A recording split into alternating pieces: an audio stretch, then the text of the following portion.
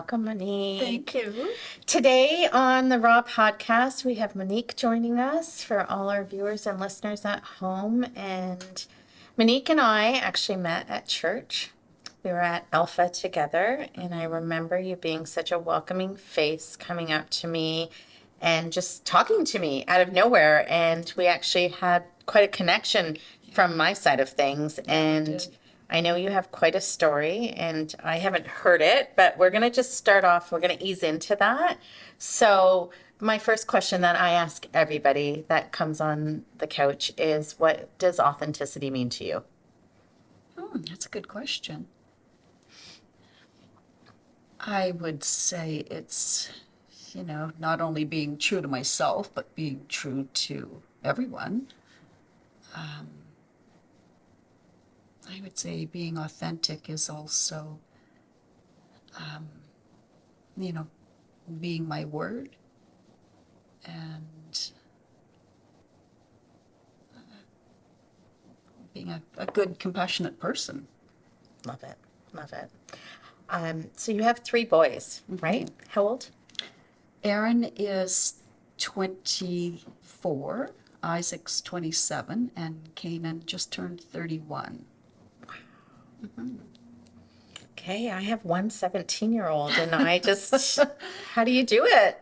They're all in their own kind of life now, or They are any of them are. at home still with you, or? Well, funny enough, they're beside our family farmhouse. So Canaan just bought the house next door to us. Oh, wow. I'm not there anymore, but and Isaac. So we had a secondary place by the barn. So JP renovated that into a 2-bedroom. So Isaac and his roommate rent there. So JP has two of the boys right around him, and then our third son is in London, but in a different location. And JP is your ex? Yes. Okay. And are you guys still friends, or? Yes, very much so. Love that. A lot of people can't say that, right? Where it's just, I always say when people start talking negative about their ex-spouse, and I hate the word ex, we need to come up with something else, right?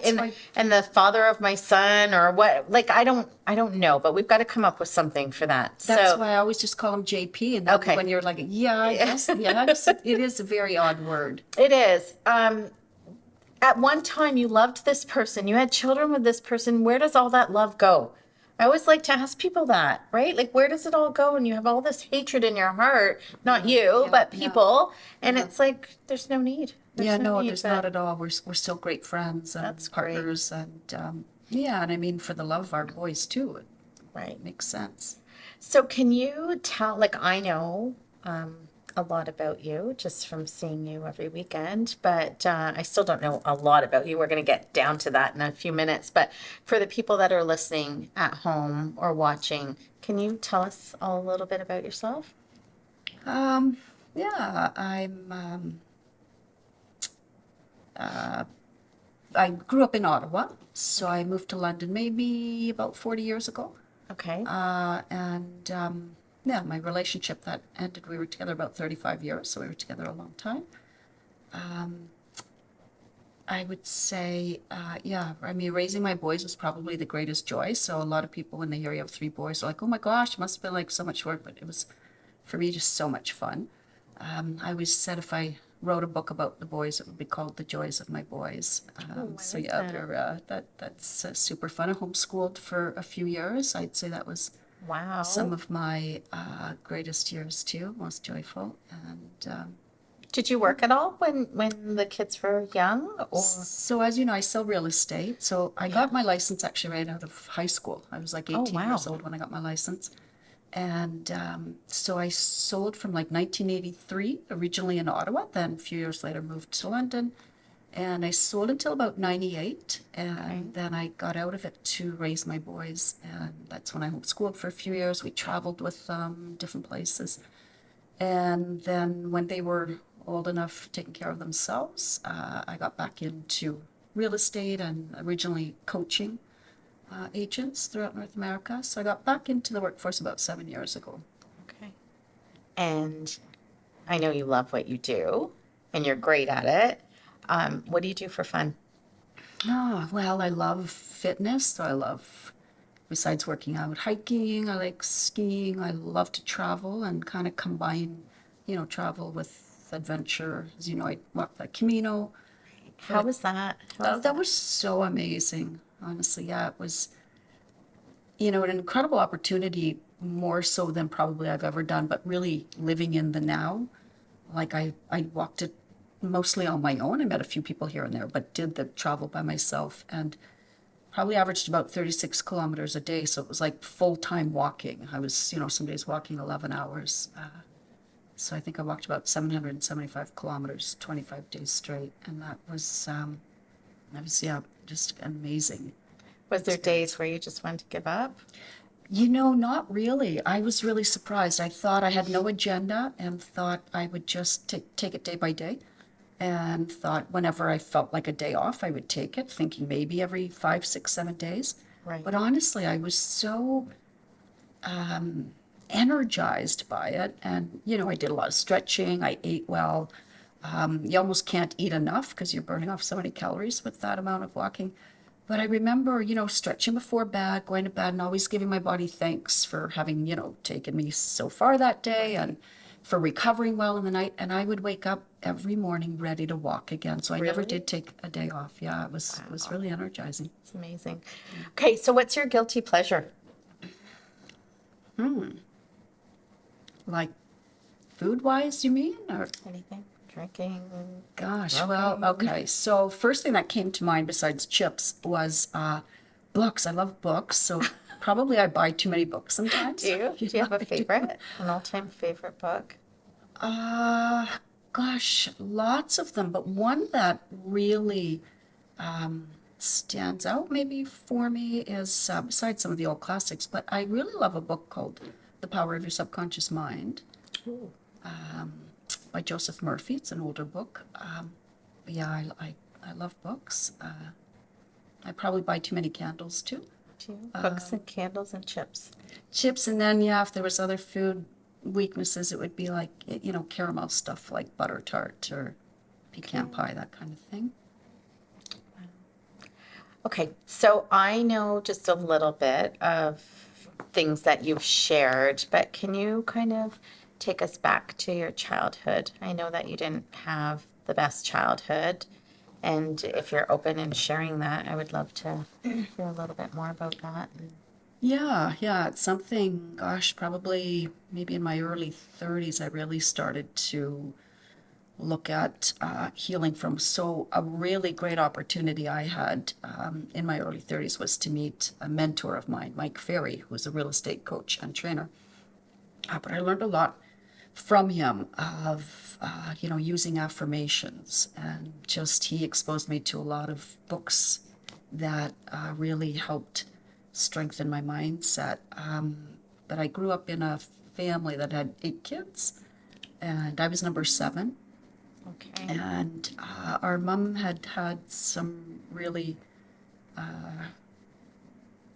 horrific experiences in her own life and had never had an opportunity or took the opportunity to heal from them. So her mental illness, level of violence, it was just an incredibly horrific childhood for all of us, very violent. She was angry. She hated herself, so consequently, didn't know how to love us. And I think because my dad worked with the railway, and in those days he'd be gone for a few days at a time, things just got completely out of control for her. And then I think, just it was like physical violence, it was mental, it was emotional, it was very verbally abusive. So we experienced a lot of near-death beatings on our siblings, and it was to a really high level, like probably every single day except Christmas Day. For some reason, she was able to keep things calm for Christmas Day, which is probably why all of my siblings and I like Christmas. Love Christmas. Yeah, so and my being number 7 out of the 8 kids, it was probably happening since day 1, from the time I got home. So that was very, very difficult. I had a lot of probably PTSD that just took my mind back to those visuals all the time, even after I left home. When did you leave home? Like, how old were you when you? I was 23, and my mom had so much control over our lives. So I think you and I talked a little bit about this, where we, as the girls, so there was 5 boys, 3 girls in my family, and as a girl, you were not allowed to leave home until you got married. So both my sisters married very young, and I had no interest in marrying at like 21 years old. I thought, You're still a baby. yes, but then the thought of staying home until 30 is when I thought I would marry. So luckily, I was able to leave under the pretense of leaving for real estate work, which was true. The office I worked for in Ottawa, he opened a branch office here. So it probably took me about 6 months before I could convince her to let me come to help build the office here, with the promise that I would move back home in 6 months. So I would just come, help set up the office, go back home. And then once I got here, I kind of extended the time, extended it, and then I never went back. So Is your mom still around? no. And have you forgiven her? I have, I think, to a certain degree. I mean, I have empathy for her. I understand, I see what a lot of her own illness was. I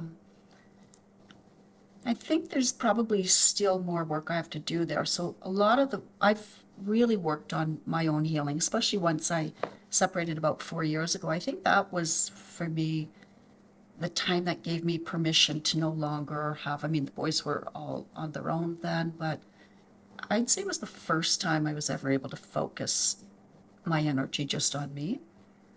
I was going to add, with, all that I had witnessed, another really difficult part for me was, for some reason, I was the only child never hit. So I was spared all physical violence, but I had a lot of survivor's guilt because of that. Because there was, just such incredible rage and violence. So to have witnessed, physical beatings on a child till, as I said, many of them we really feared that they would die. So they were to the extreme violence.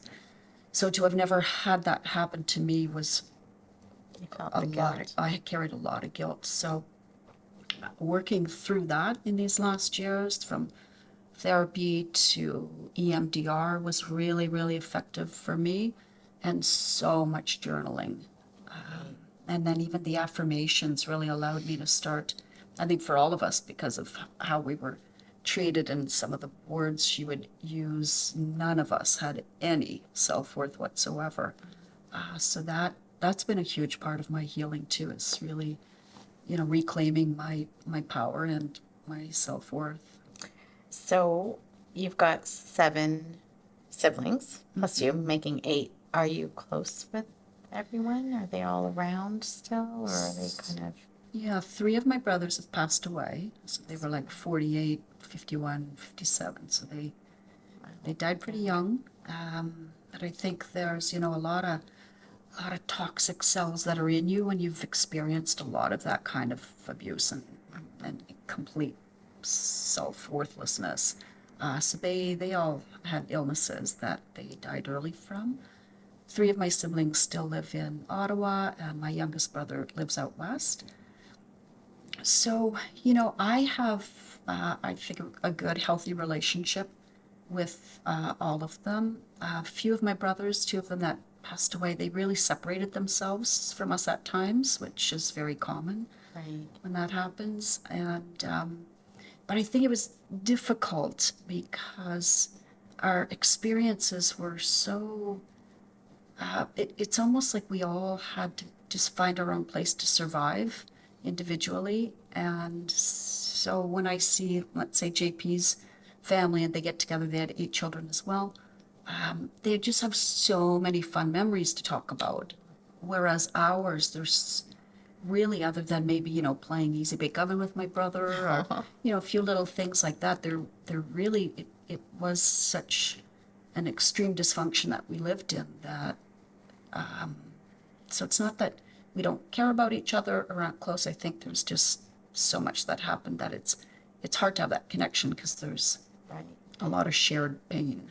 Now, would you ever want to get together, or do you find that it's just that constant reminder of your past and the pain that sometimes maybe everybody avoids it a little bit? I think between some of them they have. And probably because of all of the healing that I've done, over the years, I would sometimes share with them as well. These are the things that worked for me, or, from affirmations and journaling and all of that. And I think I was always one that wanted to fix and help and save the world. And so one of the things I've learned is, share what works in case it may help someone, but then leave that with them. So I no longer carry that responsibility whether or not they do it. So I'm good to connect with all of them, and I do. So when I go back to Ottawa, and that's usually when they will all get together, is when I When come you to come. town. So Nice. I kind of try and be that glue. Did you struggle with the way you were brought up and the experiences that you had to not bring that up in your own child rearing when you had your sons? Like, how did you not repeat that cycle, right? Because when that's all you've learned from such a young age, it is very hard to not, that's all you know.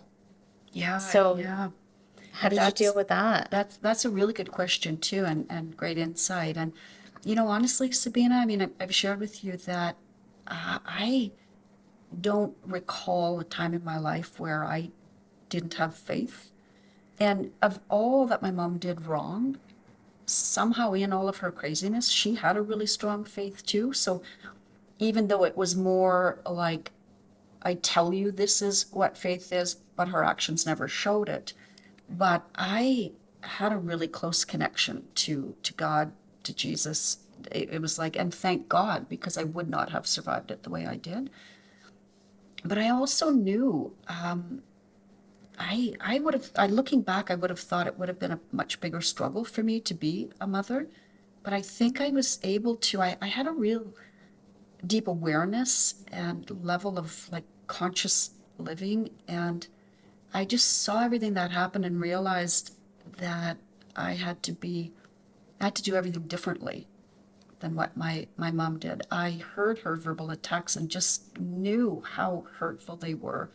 So that was something I was always very conscious of with my children. Like, I always heard, "What's wrong with you?" And I never liked how that felt. So I just really tried to, with JP, with the boys, maybe part of it was because my emotions had always been so suppressed, like with my mom, unless you agreed with what she said, you just really didn't have any opinion or couldn't express it. So, partly I was never used to sharing any thought that went differently. But I was maybe probably a peacekeeper too.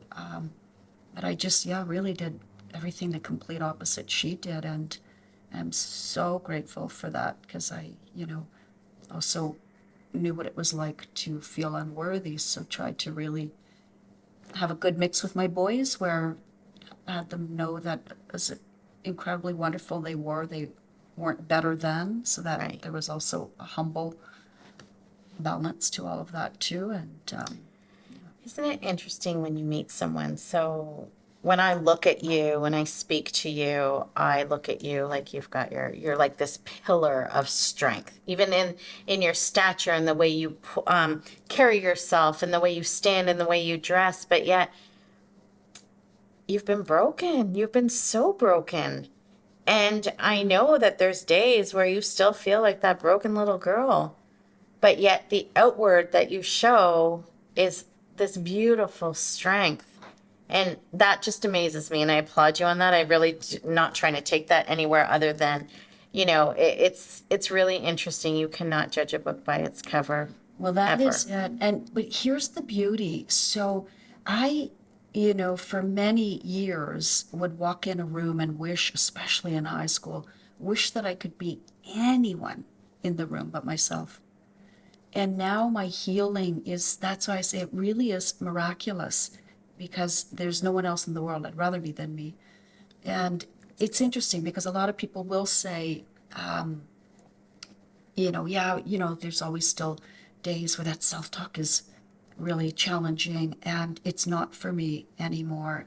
So something else that was very powerful for me is I remember when I spent years being a coach, coaching people, and I was on a call once, and sort of the lead coach was, kind of reprimanding a few people on the call for, let's say canceling their call last minute or doing some things that weren't professional on their call. And I remember being on that call thinking, gosh, I mean, why would anybody do that? That's not what I do. So I was a little irritated for having to like sit in this conversation. And by the end, I just felt, because he didn't address it to who was, let's say, doing that, we were all kind of grouped into this reprimand, and it felt at the end of the call like he'd sort of been kicked to the curb and, left there with the garbage. And I was like, gee, I remember feeling that. And then I do a lot of morning reads, like kind of these daily reads. And wasn't the next message I read how our worth lies in God alone? And once I read that, I'm like, oh my gosh. And that was maybe 7 years ago, and that resonated with me so strongly, even though I'd heard it so many times. But I think because I had just You're probably ready to hear the message, right? yes, and when I will never let what someone else says again determine my worth. And maybe too, because when I learned about affirmations, so I remember when Mike asked the audience, who here uses affirmations? And I was like, I didn't even know what they were, so I just assumed I didn't. But one of the things I learned is we all do. And you're either, negatively saying things or positively saying things. And for most, if you're not paying attention, they're negative. So I have journals where every single day I write an entire page of really positive, powerful affirmations. And so that's become my way of thinking from 3 decades of doing that. So it's very rare that I would. So it's, yeah. That's beautiful. So, are you bitter towards your father? Is your father still around, or? No, my parents actually passed away in 98 and 99, 5 months apart from each other. And, it's interesting you ask that. I always looked at my dad as the, more peaceful and not abusive. But I realized there was a number of things he did physically with the children. But because it was so much less extreme than my mother, You didn't really. yeah, like had my mother not been who she was, I would have thought, oh my gosh, my father was so abusive. But he Right. was so much less that In I was like, comparison, right? and I'm like, wow, they actually both were. And I actually did some work in EMDR a few years ago that I just transcribed that video because I'm writing a book on my healing journey. And I had to work through anger that I had at him. So there was this very violent near-death beating that constantly replayed in my mind. And when I went to go back to that in EMDR, I thought it would be at what was happening to my brother, but what I had to work through was how I felt about my father for not protecting us. Did your father know what was happening while he was traveling? Like, did he know that your mother, his wife, was abusive towards the children? Do you think he knew what was going on? In the beginning, I remember my older sister telling me sometimes he would come home and she would be like, Dad, Mom did this and Mom did that. And when he asked her about it, she'd be like, oh, it's not as bad as they say. And then, they're exaggerating. And then she would turn it on him. Well, you leave me alone all week. And, you don't know what it's like to be with these like damn bleep bleep kids. Right. And so I think in the beginning, he was probably a little bit torn between are the kids exaggerating, but then there were many times he was there, and I remember sometimes him saying, okay, Terry, that's enough, and she would keep going, then finally be like, okay, you're gonna kill him, like. So the one I had to work through was he had told her a number of times to stop. She didn't. We're eating dinner. I don't even know what caused it. But then he just threw his hands on the table and stood up and said, okay, you're going to kill him. And when I wrote or worked through it, I was about 6 years old, and I was so angry that, oh my gosh, how did you let it get to the point where you all of a sudden were afraid? what do you think we were thinking? So I worked through the rage I had at my father that I didn't realize I had, but I thought, how did you not protect us? So when you say you've worked through it, because as we all know, when you go to therapy, it's like layers and layers and layers. So do you really feel like you've 100% healed from all that trauma and violence that you've seen, or there's still got to be triggers? Yes. Now, I mean, the residual will always be there. It's like something I read once, that girl, I forgot her name, but that was actually burnt in the Vietnamese, that famous picture of that girl that, Oh, and one of the things she said was, that she could never unsee what she'd already seen and unhear what she'd already heard. And I mean, that is the same. It's like like if you've been to war, you will never not see those visuals. What's different in how I was able to work through it in these last years is that when it comes back to me, it doesn't, I'm able to bring myself back to the now, and it doesn't take over my cells like it doesn't did hijack before. you, right? Yes, and before I would actually be lost in my mind, like the PTSD would bring me back there so that I was experiencing it again, and my whole body felt like I was there again. And probably, when I look back 23 years, maybe every day except the last few years, because there was few of us left at home, but there's probably 10,000 experiences that I had. So there was, more of those than anything normal in life. But what's really been a strong healing for me, you hear a lot about journaling, but when I, wrote a couple things years ago, and I'm like, it was kind of the start of what I thought my book would be, but I never knew how to go beyond that.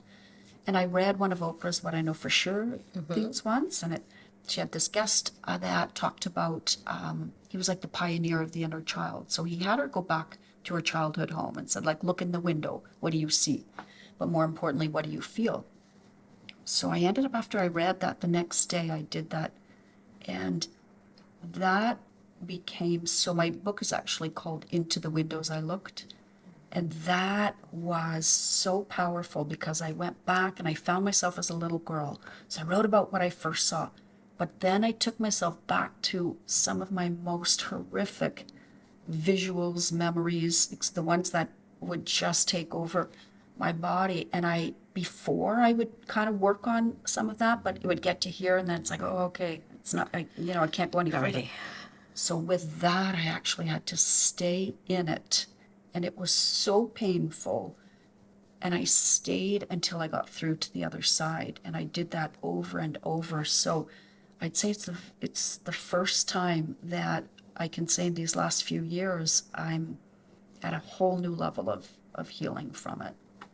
It's amazing when you get to the other side, right? And then you get to the other side and there's still more to go, right? Like Yes, it's yes. I think it's a lifelong, but Yes, it is. what's that saying? You can't go over it, can't go under it, you got to go through it, That's it. right? Yeah. And a lot of people don't want to go through it, and that's the sad part, right? Because we all have the ability to heal and not play the victim role, right? But sometimes we either don't know how to get there, we don't have the right guidance or the people, but it's nice to hear that you've worked through it because it sounds like, and I might be putting words out there, or that some of your siblings haven't had the opportunity to work through it, Yeah. which is, And, someone said to me once, so when I was starting to write my story and I shared it with a few friends, and, a few of them, the first question was, why do you think it didn't happen to you? And I was like, gosh, I don't know. I mean, sometimes a few things my mom had said, I reminded her a lot of herself, the good parts. She used to be the athlete when she was young, she was the straight A student. So I think there was a part because my mom ended up, becoming extremely obese in life. She became a hoarder. Like her level of mental illness went in every area. And so, all of that added to the depression because when your house is full of pathways and things and the only thing you do for joy is shop, but then it piles up and, so I she always told me that. So when they were like, why do you think it didn't happen to you? I was like, maybe I reminded her of her good parts, maybe this. I was very hyper vigilant. So as I saw things that my siblings would get beaten for, like not making their bed, before my feet touched the ground, I wasn't even in school yet. I was pulling up my blood, like I was always okay if I do this, do this, do this. But one of my friends who was very intuitive, she said to me a while after she read some of my writings, and she said, I think I know why you weren't beaten. And I was like, oh, why? And she was like, had you been, you would have been so damaged mentally, like your siblings, that you could have never told the story. I think you were spared to be able to tell Got bumps. the story. And yeah, I mean, I guess I'll never know the answer, but that sort of made a lot of sense because I saw the mental, you know, hurt and the trauma that just continues to resonate in my siblings too. And even though it was there for me, I was somehow able to really, once I had different mentors. And one of the things is when I hear something from someone that makes sense and I respect them, I'm going to at least try it. Right. And so I just tried so many things that were referred to me. And, so many of them were powerful contributors to my healing. So if your mom was watching right now, and I guess she is, depending on your belief, what would you want to say to her? One of the things that I have been so grateful for with my mom is the faith that I received from knowing her. I guess I would say thank you for my life. And I've said this to her a few times. It was when she first died, for about 5, when I got back home, obviously had the funeral in Ottawa. I got back home. I had a wedding picture up in my room. The minute I walked in, I turned that down, then I actually put it upside down in my closet for like 5 years. I couldn't even look at a picture of my mother. And so in these last years, I have and done a little bit of healing with her, but I had to really focus on me and then my siblings first. So that might be my next part. But I have said a few times in sort of looking at a little picture of her and just also saying I was really sorry for the suffering that she went through because it really brought her to a level. I remember her saying a few times, I know you kids can't wait for me to die. And I thought, wow, could you imagine that? And I heard this later in life. I never talked about it with my siblings when we were young, but everybody kind of daydreamed of her dying. Like she would go out shopping and, one of my brothers would be almost like praying, oh, please let her get, hit by a car. Like her violence was so undescribable that it was like, my God, if she just dies, then finally this will be over. So I've been, I have compassion for her in that because I can't even imagine. Do you know anything about what her childhood was like? Yeah, I know that she was also, physically beaten and a lot of verbal as well. And I don't know for sure, but I would think that she probably suffered from sexual abuse too, like just even the hatred she had for men and and because she was brought up in a very religious home as well, and I'm sure that just had its just so much confusion and unworthiness as well. So when you look back and you take yourself maybe to your 6-year-old self, is there anything you would want your 6-year-old to know now? And do you remember, this is sort of a 2-part question. So what would you tell your 6-year-old self?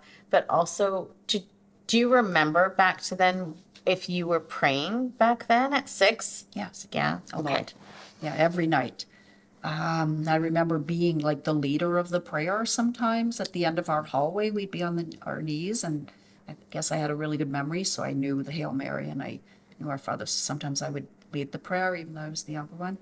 But no, every single night. And that was one thing my mother would say was, don't forget your prayers. But it was like one of the first things I write in when I go back into the window is feeling how sometimes that there was no roof to my house. It was like it was open to the heavens. So prayer was huge for me. And when you ask, what I would say to my 6-year-old self. So I think for so long I had to, disconnect from my younger self. So early on, when I started looking back into the windows and staying there, a lot of what I was going back to was when I was 6 and 7 and 8.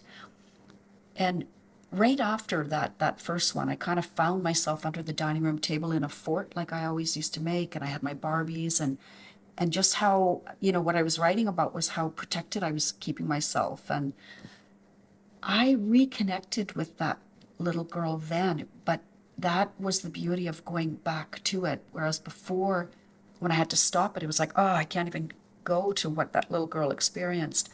So that has been so beautiful for me because I really did reconnect. And I just wrote after that and went, oh my gosh, I'm so proud of you. Like how strong you were, but how sweet you were too.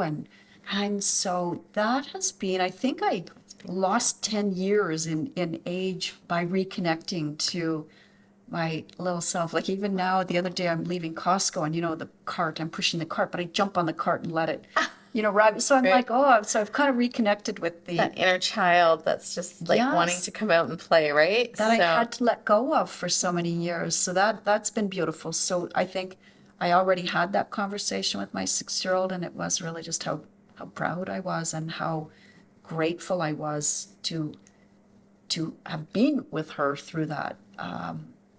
So yeah, that was a beautiful reconnection too.